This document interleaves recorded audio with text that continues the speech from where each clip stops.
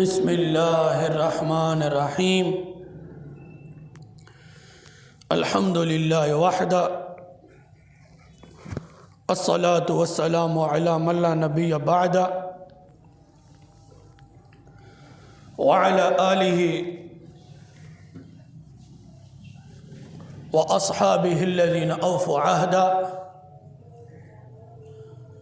अम्मा बाद फ़अऊज़ु बिल्लाहि मिनश शैतानिर रजीम। बिस्मिल्लाहिर रहमानिर रहीम। व अक़ीमुस्सलाह व आतुज़ ज़काह।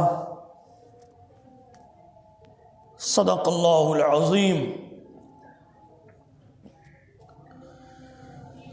इन्नल्लाह व मलाइकतहु युसल्लूना अलन नबी या अय्युहल्लज़ीना आमनू सल्लू अलैहि व सल्लिमू तस्लीमा। अस्सलातु वस्सलामु अलैका या रसूलल्लाह व अला आलिका व अस्हाबिका या रहमतल लिल आलमीन। अल्लाह ताला जल्ल जलालुहु की हम्द व सना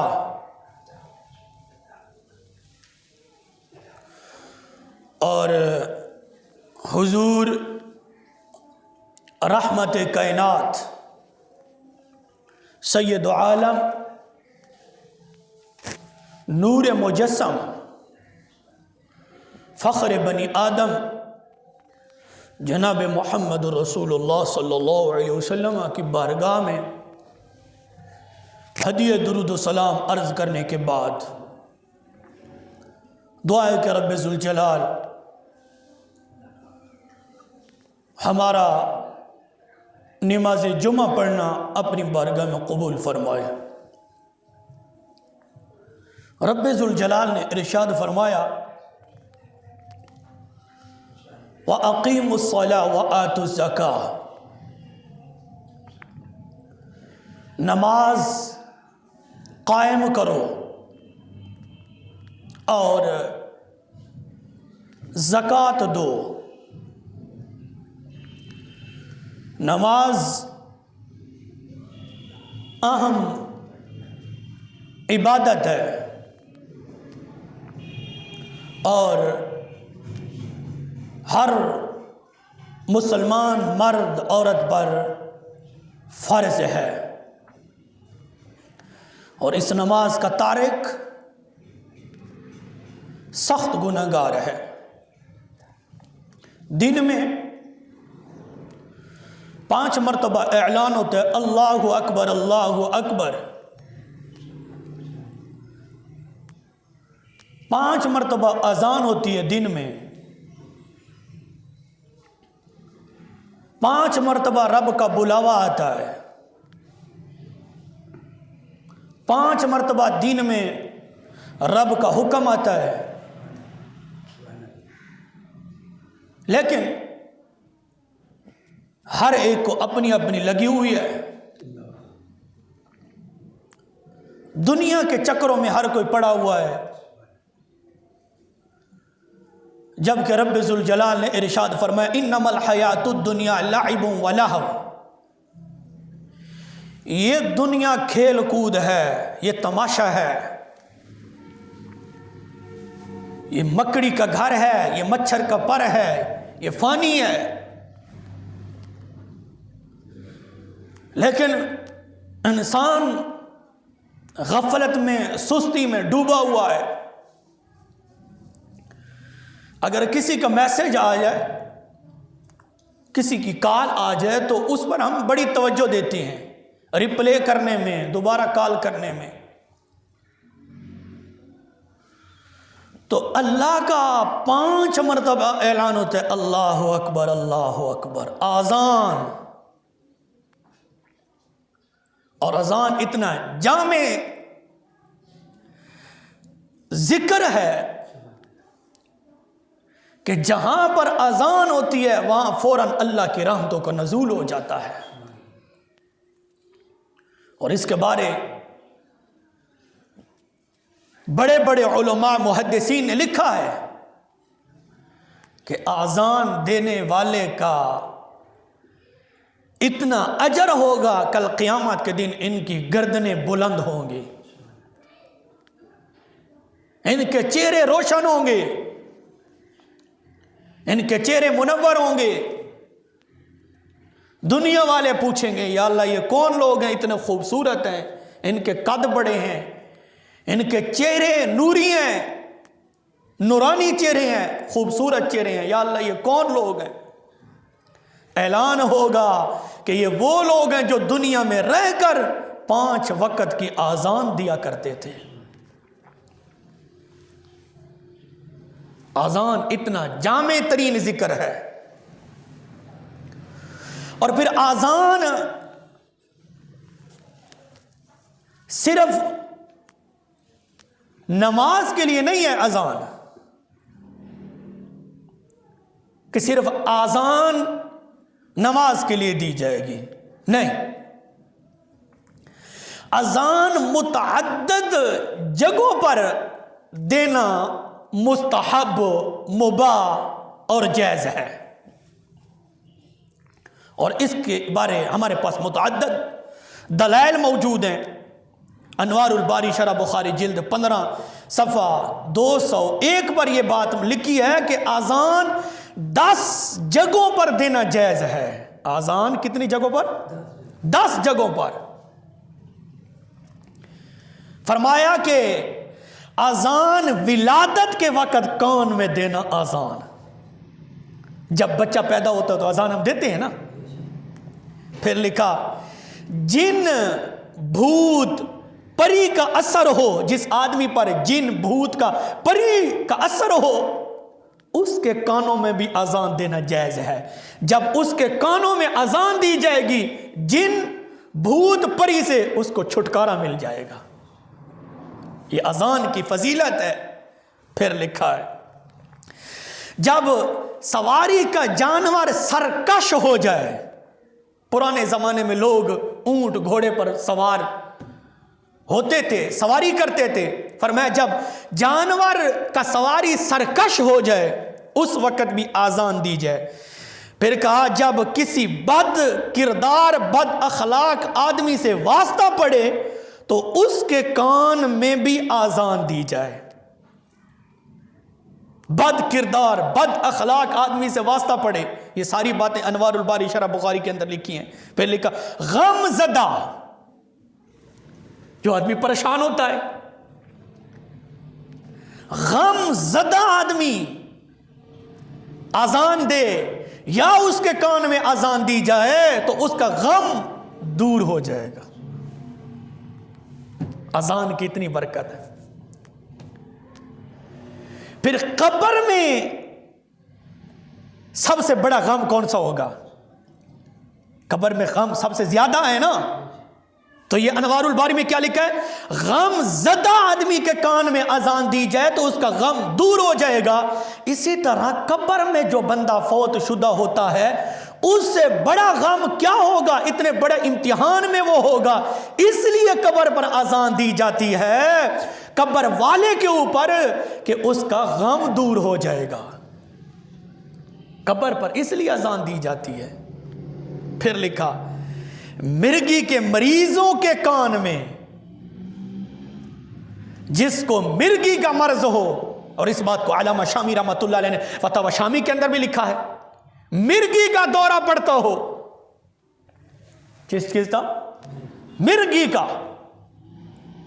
उसके कान में अजान दी जाए। फिर लिखा लड़ाई के मैदान में, लड़ाई के मैदान में कुफार के सामने, बद अकीदा लोगों के सामने, गुस्ताख लोगों के सामने जब लड़ाई हो रही हो तो लिखा है कि उस वक्त भी आजान दी जाए। उस अजान की बरकत से अल्लाह पाक तुम्हें फतह अता फरमाएगा। फिर लिखा जब आग लग जाए घर में, मार्केट में, दुकान में, बाजार में, अनवारुल बारी वाला लिखता है जब आग लग जाए ना घर में, उस वक़्त आज़ान दी जाए, आज़ान की बरकत से आग बुझ जाएगी। अगर आज़ान देने से आग बुझ सकती है तो फिर मानना पड़ेगा कब्र वाले के ऊपर खड़े होकर आज़ान देने से अल्लाह उसको इम्तिहान में भी कामयाब अता फरमाएगा। फिर लिखा, जंगल में जब रास्ता गुम हो जाए, हाजी साहब, जब रास्ता गुम हो जाए उस वक्त भी आज़ान दे। ये 10 जगह अनवारुल बारी शरह बुखारी के अंदर अहमद रजा बजनोरी है, जो कि अनवर शाह कश्मीरी का शागिर्द खास था, जो वन मसलक के बहुत बड़े आलिम हैं, उन्होंने लिखा है 10 जगह पर आज़ान देना जायज़ है, नमाज के अलावा, नमाज के अलावा। फिर अशरफ अली थानवी साहब ने भी लिखा, इमदादुल फतावा जिल्द 1 सफ़ा 161 पर लिखा है, बहुत सारी जगहों आज़ान देना सुन्नत है। बहुत सारी जगहों आज़ान के अलावा, नमाज के अलावा, थानवी साहब कहते हैं नमाज के अलावा बहुत सारी जगहों देना, आज़ान देना सुन्नत है। अनवारुल बारी वाला तो कह रहा था कि जायज़ है ना, अब थानवी साहब कह रहे हैं कि बहुत सारी जगहों देना, आज़ान देना नमाज के अलावा सुन्नत है। क्या चीज़ है? सुन्नत है। फिर इसी तरह फतावा इबादुर रहमान जिल्द 1 सफ़ा 575 पर यह बात मौजूद है, ज़ल्ज़ले के वक़्त, किसके वक़्त? ज़ल्ज़ले के वक़्त आज़ान देना जायज़ है। जब आज़ान दी जाएगी, आज़ान की बरकत से अल्लाह पाक इस इम्तिहान से, इस अज़ाब से मुसलमानों को निजात अता फरमा देगा। फतावा इबादुर रहमान है, मुफ्ती अब्दुर रहमान साहब है। फिर ये अमल बहुत पुराना है, सहाबा के दौर से आ रहा है। किसके दौर से?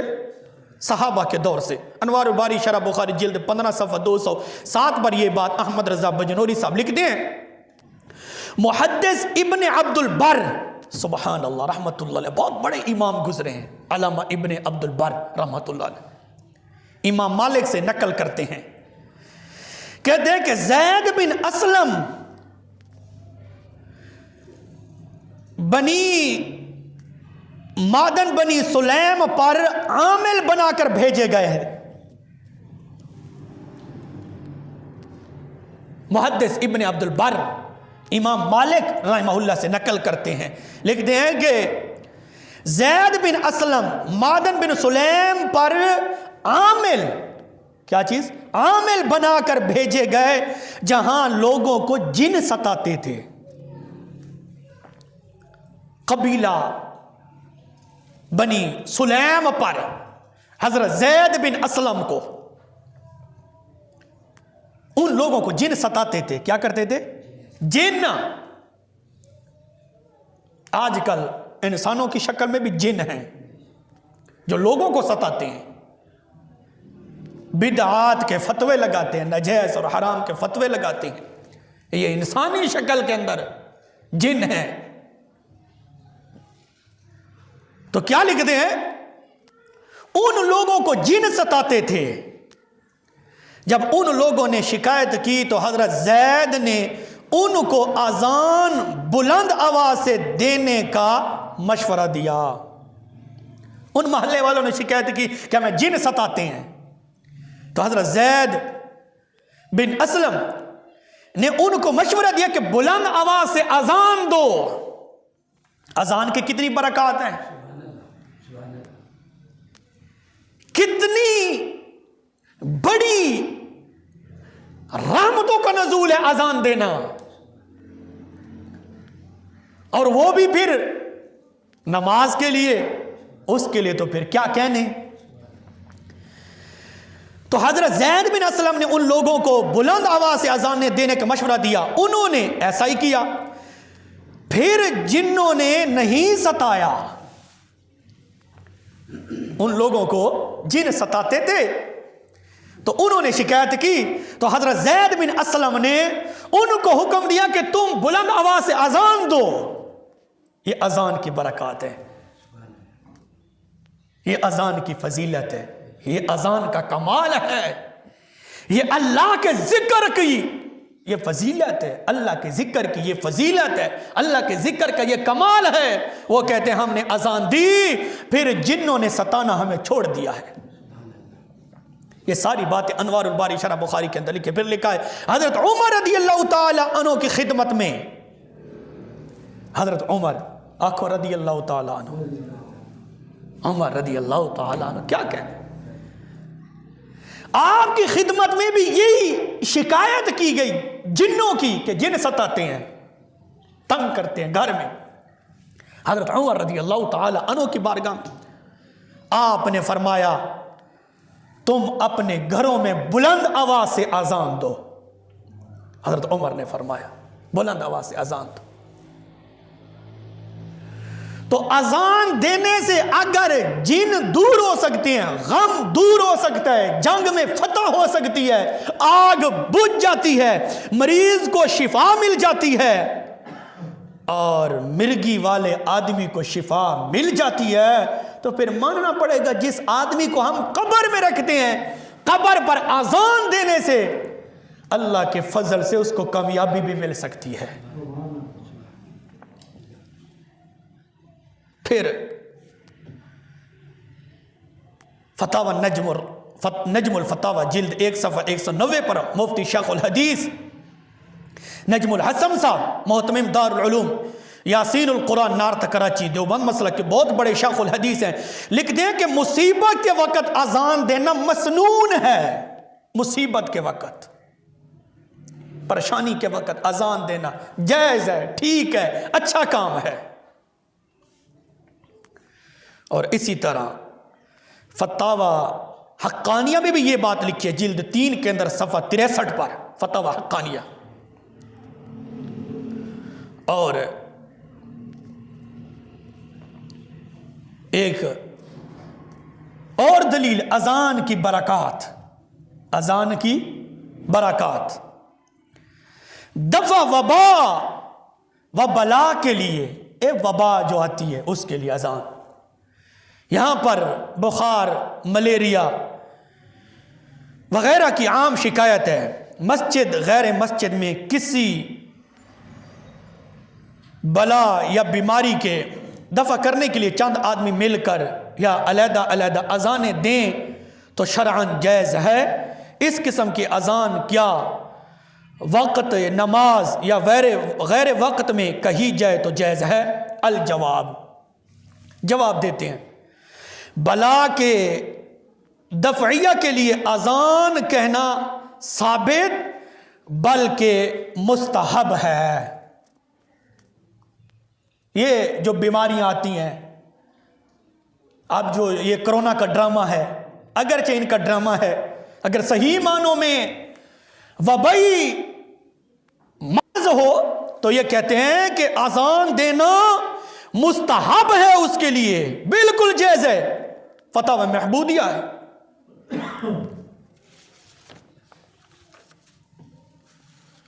और इसी तरह एक और बड़ा हवाला अजान की बरक़ात, अजान की फजीलत, फतावा उस्मानिया जिल्द 2 सफ़ा 51 मुफ्ती गुलाम रहमान साहब लिखते हैं, अल्लामा खैरुद्दीन रिमली रहमतुल्लाह अलैह फरमाते हैं कि अजान पंजगाना नमाज के लिए सुन्नत है। और फरमाते हैं कि मैंने शवाफे की किताबों में देखा है, आप रहमतुल्लाह अलैह फरमाते हैं कि मैंने शाफियों की किताबों में देखा है, हम चूंकि हनफी है ना, आप फरमाते हैं कि मैंने शाफियों की किताबों में देखा है कि नमाज के अलावा अजान भी देना सुन्नत है। हनफियों के बहुत बड़े इमाम हैं अल्लामा खैरुद्दीन रहमतुल्लाह अलैह, फरमाते हैं कि नमाज के अलावा अजान देना भी सुन्नत है। मिसाल के तौर पर नवमौलूद बच्चे के कान में, ये वही बात कर रहे हैं अनवारुल बारी शरह बुखारी वाली, जब बच्चे के कान में दी जाती है अजान, फिर फरमाते हैं परेशान हाल जो परेशान हाल आदमी होता है उसके कान में भी अजान दी जाए। फिर बाद में खौफ ज़दा आदमी के कान में अजान दी जाए। फिर लिखते हैं गज़बनाक शख्स और इंसान या जानवर की हालत अगर गैर हो जाए तो उसके कान में भी अजान दी जाए। फिर लेकिन इसी तरह लश्कर के टकराव के वक्त अजान देना जायज है। फिर कहते हैं बादल की गरज चमक के वक्त, जब बादल बहुत गरज चमक रहा हो उस वक्त भी अजान देना जायज है। अल्लामा खैरुद्दीन हनवी रहमतुल्लाह अलैह फरमा रहे हैं और फरमाया यह भी कहा गया है कि मैयत को कब्र में उतारते वक्त, ये सारी बातें किताबों में लिखी है, मैयत को अजान की बरकत, अजान की फजीलत, अल्लामा खैरुद्दीन हनफी रहमतुल्लाह अलैह फरमाते हैं कि इसी तरह मैयत को कब्र में उतारते वक्त उसकी विलादत पर कियास करते हुए आजान देना जायज है। कब्र में उतारते वक्त फरमाते हैं, आखिर में फरमाते हैं कि जिन्नात की सरकश के वक्त भी अजान देना सुन्नत है। जब जिन्नात तंग करें बंदे को घर में या जंगल में, अल्लामा खैरुद्दीन रूमी रहमतुल्लाह अलैह फरमाते हैं कि उस वक्त भी अजान देना सुन्नत है। जब जिन सताते हो, जैसे हजरत उमर रज़ी अल्लाह ताला अन्हु का फरमान मुबारक मैंने सुनाया है। फिर फरमाते हैं, आखिर में फरमाते हैं, अल्लामा हनफी रहमतुल्लाह फरमाते हैं हमारे यहाँ भी इसमें कोई इश्काल नहीं है। इन मौके पर अजान देना इनमें कोई शक नहीं है, कोई इश्काल नहीं है। फरमाते हैं जायज़ है, ये अजान की फजीलत है। इसलिए तो रसूलुल्लाह सल्लल्लाहु अलैहि वसल्लम ने फरमाया कि अजान देने वाले का कदम, इसका चेहरा कल क़यामत के दिन मैदान हशर में रोशन और मुनव्वर होगा। उसका चेहरा क्या होगा? रोशन और मुनव्वर होगा। और इसी तरह फतावा दारुल उलूम वक्फ देवबंद के अंदर ये बात मौजूद है, जिल्द 1 सफ़ा नंबर 426 पर यह बात लिखी है कि अजान फुकहा ने आग लग जाने या गमों और परेशानियों के दूर करने के लिए अगरचे इजाजत दी है, परेशानियों को दूर करने के लिए, गम को दूर करने के लिए फुकहा कराम ने इजाजत दी है। तो जब मैयत को कब्र में रखा जाता है उससे बड़ा गम हो सकता है? उससे बड़ी परेशानी हो सकती है? उससे बड़ा इम्तिहान हो सकता है? तो आप लिखते हैं फुकाए कराम लिखते हैं कि गमों के वक़्त, परेशानी के वक़्त जब बंदा परेशान हो उसके कान में अजान दी जाए तो उसकी परेशानी दूर हो जाएगी। जंगल में आए बंदा, रास्ता गुम हो गया है, अजान दे दे तो उसको रास्ता मिल जाएगा। मिर्गी वाला आदमी, सुनना भी चाहिए, सुना, मिर्गी वाला, किताबों में लिखिए, मिर्गी वाले मरीज के कानों में अजान दी जाए तो अल्लाह उसको शिफा अता फरमाएगा। ये लिखा है मेरे सामने है सारी बात। अगर मिर्गी वाले आदमी के कान में अजान दी जाए तो उसकी मर्ज दूर हो सकती है, तो फिर मानना पड़ेगा मैयत की कब्र पर अजान देने से मैयत को अल्लाह पाक कामयाबी अता फरमा देता है। फिर लिखा है जिन, हजरत उमर ने फरमाया रदी अल्लाह ताला अन्हु, सारे आखो रदी अल्लाह ताला अन्हु, हजरत उमर ने फरमाया लोग एक मोहल्ला था ना साथ, उनको जिन तंग करते थे, जिन सताते थे। तो हजरत उमर को बताया कि हजरत उमर ने फरमाया बुलंद आवाज से अजानें दो घर में। बुलंद आवाज से उन्होंने अजानें देनी शुरू कर दी। लोग कहते हैं उसके बाद फिर हमने जिन्नों को नहीं देखा। अजान की इतनी बरकत है तो फुक़हा कराम ने आग लग जाए घर में, हम क्या करते हैं, आग लग गई, फलां हो गया, फलां हो गया, फोन करते हैं, फलां को फोन करो। लेकिन नहीं, शरीयत के अंदर एक उसूल लिखा है, एक कानून लिखा है कि जब घर में आग लग जाए तो बुलंद आवाज से अजान देना शुरू कर दे। अजान की बरकत से अल्लाह आग को बुझा देगा, अजान की बरकत से। फिर फरमाया जब बंदा परेशान हो या जलजला आ जाए, जलजला लिखा है कि जलजले के वक्त अजान दी जाए, जो ही अजान दे दोगे फौरन अल्लाह की रहमतों का नजूल होगा, अल्लाह जलजले को रोक देगा। क्यों? जहां पर आजान होती है, जिस वक्त अजान होती है, फौरन अल्लाह के फरिश्तों का नजूल हो जाता है। शैतान 40 मील दूर भाग जाता है। शैतान अजान देने से 40 मील दूर भाग जाता है। क्यों? अजान की बरकत इतनी है।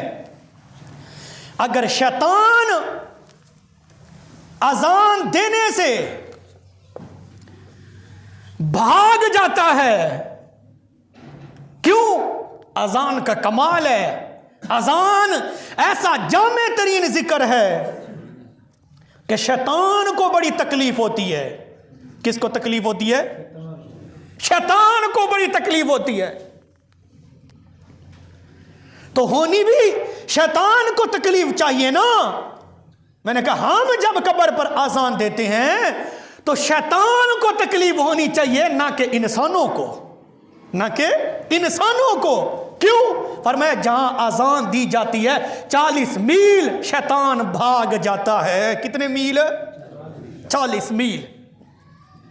और अल्लामा खैरुद्दीन हनफी ने लिखा है कि मैंने शाफियों की किताबों में पढ़ा है कि मैयत को कब्र में उतारते वक्त अजान देना क्यों, उसकी एक वजह लिखी है। क्या लिखी है? वजह।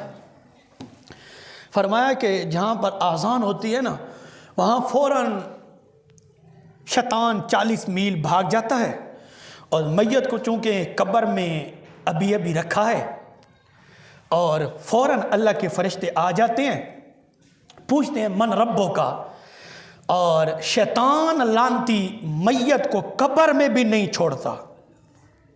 शैतान लानती मैयत को कब्र में भी नहीं छोड़ता, कब्र में भी माफ नहीं करता।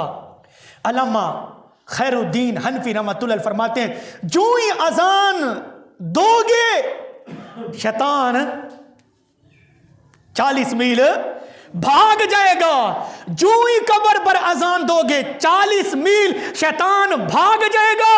इधर मैयत से सवाल होगा, वो मैयत अजान की बरकत से सवाल और जवाब के अंदर कामयाब हो जाएगा, अजान की बरकत से।